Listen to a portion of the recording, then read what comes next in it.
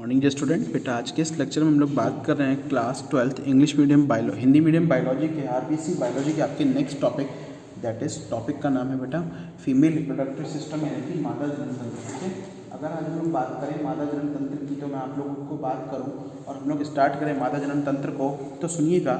स्त्रियों में एक जोड़ी अंडाशय, अच्छा कौन कौन से होते हैं? प्राइमरी अंग कौन सा है बेटा? एक जोड़ी अंडाशय है, ठीक है ना, प्राथमिक जननांग के रूप में होता है। और इसके अतिरिक्त अंडवाहिनी यानी कि जो अंडाशय से अंडाणुओं को लेके आती है, गर्भाशय, योनि, भग तथा जनन ग्रंथियां और स्तन सहायक ग्रंथियां होती है। ठीक है ना, अंडाशय की बात कर रही है, सबसे इंपॉर्टेंट है, अल्ट्रा इंपॉर्टेंट है, काफ़ी बार अपने आप में क्वेश्चन आता है। ठीक है, अंडाशय क्या है बेटा? बादाम की आकृति के दो अंडाशय उदर गुहा में, ये उदर गुहा के अंदर होते हैं जबकि वृषण क्या है, उदर गुहा के बाहर होते हैं। ठीक है, प्रत्येक अंडाशय 1.5 से 3 सेंटीमीटर लंबा तथा 8 सेंटीमीटर मोटी होती है और वृक्क के पीछे, किडनी के पीछे श्रोणि प्रदेश में, पैल्विक रीजन में और मध्य मीजोवेरियम नामक आंत्र योजनी के द्वारा उदर गुहा के पार्श्व भित्ति से संलग्न रहता है। ठीक है ना, एक मीजोवेरियम होता है बेटा, एक लंबी पतला धागा होता है, उससे जुड़ा हुआ रहता है। ठीक है, अंडाशय के द्वारा अंडाणुओं ओवम, ठीक है, जो फीमेल गैमेट है तथा मादा हार्मोन एस्ट्रोजन और प्रोजेस्टेरोन का स्त्रावण किया जाता है। ठीक है, ये चीज़ें क्या निकलती है? बाहर निकलती है। अच्छा, ये अल्ट्रा इंपॉर्टेंट टॉपिक है, बहुत ज़्यादा इंपॉर्टेंट है, आंतरिक संरचना। ठीक है, आंतरिक संरचना के आधार पर अंडाशय एक सघन मतलब बहुत गहरा ठोस अंग है जो एक मोटे सघन बाह्य भाग वल्कुट, बाहर की तरफ वल्कुट होता है और अपेक्षाकृत ढीले आंतरिक भाग मेड्यूला मध्यांश में विभक्त रहता है। अंडाशय की सबसे बाहरी आवरण को आप लोग अंतरंग पेरिटोनियम बोलते हो, विसर्ल पेरिटोनियम बोलते हो। ठीक है ना, ओके।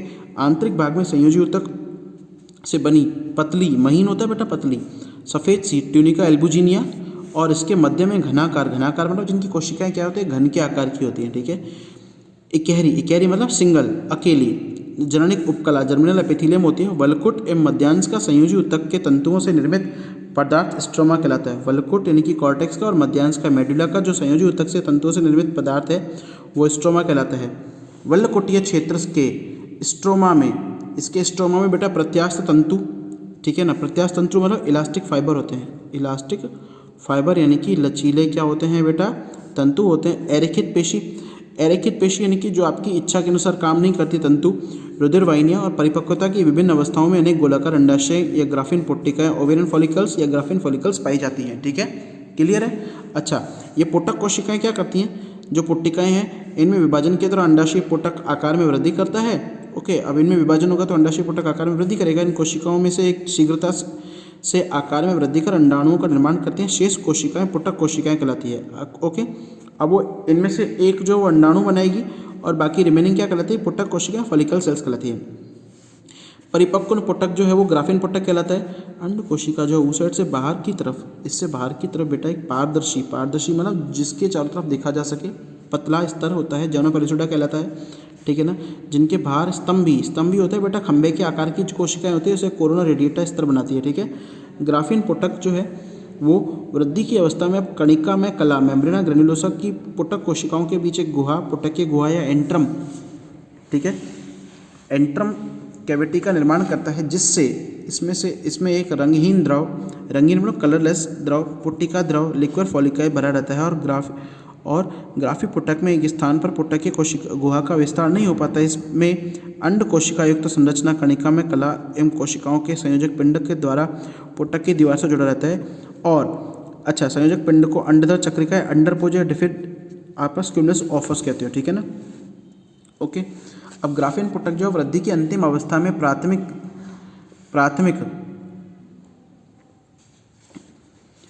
अंड कोशिका के प्रथम परिपक्व विभाजन फर्स्ट मैचुरेशन डिवीजन होता है, जिसमें अंततः और दूसरा फिर सेकेंडरी ऊसैड, मतलब पहले प्राइमरी ऊसैड बनेगा, फिर उससे सेकेंडरी ऊसैड बनेगा और मनुष्य सहित अधिकांश स्तनियों में इसकी अवस्था में अंडोत्सर्ग होता है। ठीक है ना, ओके।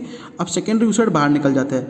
अंडोत्सर्ग के समय परिपक्वन पुट्टिका फटने से अंडाणु मुक्त होकर बाहर आ जाता है, जिसके पश्चात अच्छा आगे परिपक्वन जो अंडाणु निकल कर बाहर आ जाएगा, जिससे क्या होगा बेटा, इसके पश्चात फटी हुई पुटक कोशिकाओं का निर्माण, पीले रंग की ग्रंथिल संरचना कार्पस ल्यूटियम का निर्माण हो जाता है और जो निषेचन के पश्चात भी बनी रहती है। ठीक है ना, कार्पस ल्यूटियम एक अंत्यस्त्रावी ग्रंथि की, याद रखना, ये इंपॉर्टेंट है, अंत्यस्त्रावी ग्रंथि की तरह एक अस्थायी अंत्यस्त्रावी ग्रंथि का कार्य करती है।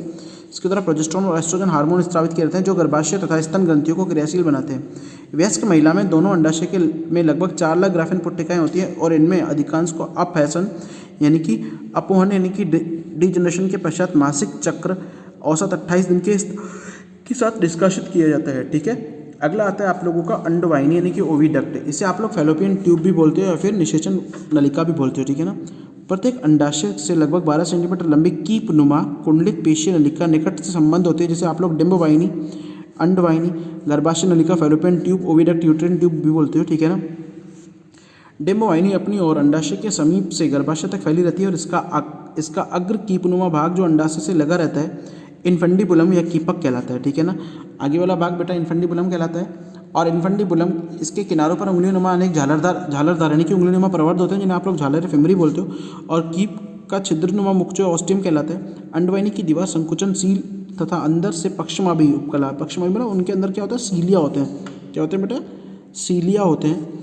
ठीक है, द्वारा आश्रित यानी कि आवरणित रहती है। इनकी श्लेष्मीय उपकला म्यूकोसल इपिथेलियम की स्त्रावी कोशिकाओं द्वारा गाढ़े लसलसे द्रव एवं पतली परत का स्त्रावण किया जाता है, जो अंडाणुओं को पोषण एवं सुरक्षा प्रदान करता है। अंडवाहिनी का अंतिम सिरा गर्भाशय में खुलता है और अंडाशय द्वारा मुक्त अंडाणु झालर के द्वारा अंडवाहिनी में प्रवेश कर जाते हैं। ठीक है, अगला क्या है, नॉर्मल आप देखिएगा डायग्राम में बताता हूँ। ये अंडाशय मीजोवेरियम के द्वारा बेटा लगा हुआ है। इसका यहाँ पर बेटा ये कीपनुमा आकृति, जैसे आप लोग फेमरी बोलते हो। ठीक है ना। इसको आप लोग इन्फंडिबुलम बोलते हो। इन्फंडिबुलम के ऊपर इस तरीके से झालर होते हैं, जिसे आप लोग फेमरी बोलते हो। और ये फेमरी क्या है कि अंदर की तरफ जाता है और ये पूरी अंडवाहिनी है। ठीक है, क्लियर है। ओके, और नीचे की तरफ यहाँ यूट्रस पाया जाता है, गर्भाशय पाया जाता है। गर्भाशय के नीचे गर्भाशय ग्रीवा होती है और योनि होती है और ठीक है ना, क्लियर है, जो जननतंत्र का निर्माण करता है। ओके, अब गर्भाशय की बात करें अगर हम लोग, तो यह नाशपाती के आकार का खोखला अंग है जो श्रोणी क्षेत्र के मध्य स्थित होता है। ठीक है, 3 मजबूत स्नायु लिगामेंट्स इसे श्रोणी की गुहा में साधे रहते हैं, इनकी चिपकाए रहते हैं। सामान्यतः इसका आकार ठीक है 7.5 मीटर लंबा, 5 मीटर चौड़ा और 20 सेंटीमीटर मोटा होता है। ठीक है ना। इसमें दोनों तरफ अंडवाहिनी आकर खुलती है। गर्भाशय की दीवार एक मोटी और अत्यधिक पेशी होती है। इसकी गुहा में गुह्य स्तर में श्लेष्मी उपकला का स्तर, जिसे गर्भाशय का अंतःस्तर एंडोमेट्रियम बोलते हो। म्यूकोसा के बाहर चिकनी पेशियों से निर्मित एक मोटी परत होती है, जिसे आप लोग मायोमेट्रियम, दूसरी लेयर है बीच वाली है मध्य परत है, और ऊपरी भाग के ऊपर ये मायोमेट्रियम है। ठीक है, ये आप लोगों की मायोमेट्रियम है, ये है आप लोगों की पेरीमेट्रियम। ठीक है, और ये है आप लोगों की एंडोमेट्रियम, अंदर वाली। आई बात समझ में। ऊपरी मुख्य भाग जो है वो अपेक्षाकृत चौड़ा एवं तिकोनी गुहा वाला होता है, जिसे आप लोग काया बॉडी बोलते हैं। इसका निचला भाग संकीर्ण होता है बेटा, सकड़ा। गर्भाशय ग्रीवा कहलाता है। यह एक बाह्य द्वार एक्सटर्नल ऑर्फिस के द्वारा योनि में खुलता है। निषेचन के बाद निर्मित भ्रूण जो है अपराग के द्वारा गर्भाशय की ग्रीवा से संलग्न रहता है, जहाँ इसे सुरक्षा और पोषण का प्रदान करता है। योनि, वेजाइना। गर्भाशय ग्रीवा के ऊपर एक लचीली होती है बेटा पेशीय झिल्ली में रूपी संरचना बनाती है, जैसे आप लोग योनि बोलते हो। ठीक है ना। इसकी कोशिकाएं ग्लाइकोजन का संचय करती है। योनि में उपस्थित लैक्टोबैसिलाई जीवाणुओं की किण्वन की क्रिया के द्वारा योनि में उपस्थित श्लेष्मा अम्लीय हो जाता है, जो संक्रमण के द्वारा सुरक्षा प्रदान करता है। यह एक पतली झिल्ली के द्वारा आंशिक रूप से बंद रहता है, जैसे आप लोग योनि अच्छद बोलते हो, हाइमन बोलते हो। ठीक है ना। यह अत्यधिक शारीरिक परिश्रम, लैंगिक संपर्क और व्यायाम के कारण फट जाती है। ठीक है। ओके, हाइमन को हम लोग क्या बोलते हैं, नॉर्मल भाषा में कमायरा झिल्ली भी बोलते हो। ठीक है ना। ओके, स्त्रियों में मैथुनांग की तरह काम करती है। कार्य करने के अतिरिक्त गर्भाशय से उत्पन्न मासिक स्त्राव के निष्कासन पर उपलब्ध कराती है। शिशु जन्म के समय यह क्या करती है, गर्भाशय से शिशु को बाहर निकालने के लिए जन्मनाल का निर्माण करती है। भाग होता है वल्वा, सबसे बाह्य जननांगों के रूप में सम्मिलित किया जाता है। यह श्रोणी क्षेत्र में मूलाधार या पेरिनियम के ठीक ऊपर स्थित होता है और उसमें भाग में निम्न की संरचना होती है। प्यूबिस मुंड होती है। यह त्वचा से ढका है उभरा हुआ वसीयोतक है, जो प्यूबिस सिम्फाइसिस के ऊपर स्थित होता है। दूसरा क्या है, वृहद बगोष्ठ, लेबिया मेजोरा।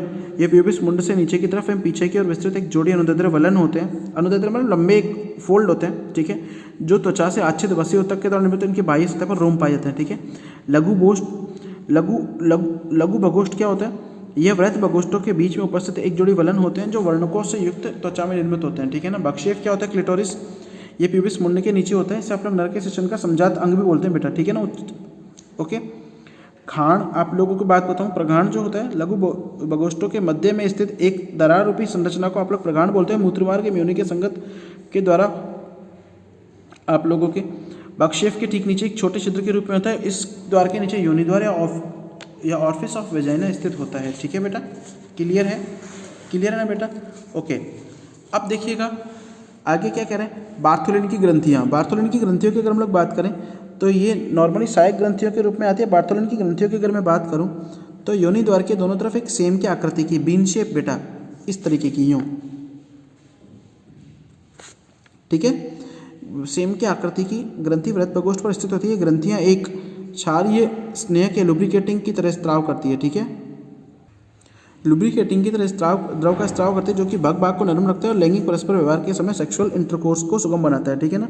ओके, अगला है ब्रेस्ट या छाती, ठीक है। ये हम लोग बेटा आप लोगों के कल के वीडियो कल के वीडियो की नहीं, अभी बात कर रहे हैं। स्तन है छाती। स्तन है छाती जो है सहायक जननांगों की तरह कार्य करते हैं। इसमें मानव में मेमोरी ग्लैंड्स होती हैं, ठीक है, और एक जोड़ी स्तन उपस्थित होते हैं। वक्ष के सामने अपनी अंशीय पेशियों या पेक्टोरल मसल्स के द्वारा उपस्थित होती हैं। बेटा प्रत्येक स्तन के भीतर का भाग 10 से 15 नलिकाकार कोष्ठीय पाली से मिलकर बना हुआ होता है। इनमें वसीय तक पाया जाता है, ठीक है।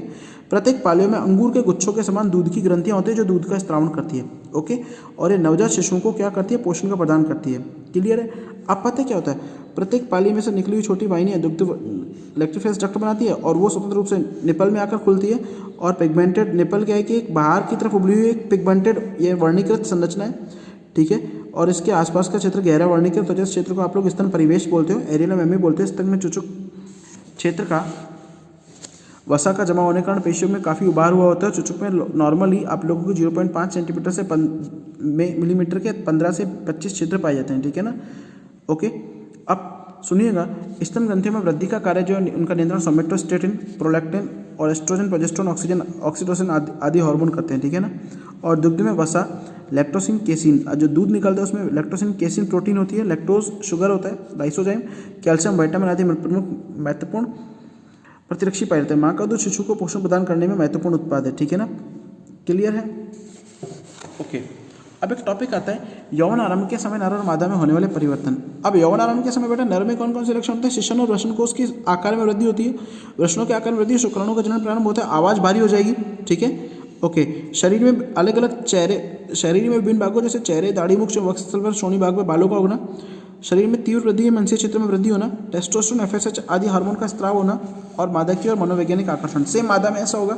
मादा में क्या होगा, गर्भाशय योनि अंडवाहिनी के आकार में वृद्धि होगी, वक्षस्थल पर वृद्धि, रजोदर्शन के साथ मासिक धर्म प्रारंभ, ठीक है ना। आवाज़ पतली हो जाती है, तीव्र और मधुर हो जाती है, बालों का अभाव हो जाता है, ठीक है ना। श्रोणी भाग में वृद्धि, नितंबाकार फैलकर चौड़ा हो जाता है, शरीर में वसा का संचय रहता है, प्रोजेस्टेरोन, एस्ट्रोजन और एफएसएच हार्मोन बेटा निकलते हैं और नर की तरफ मनोवैज्ञानिक आकर्षण होता है, ठीक है ना।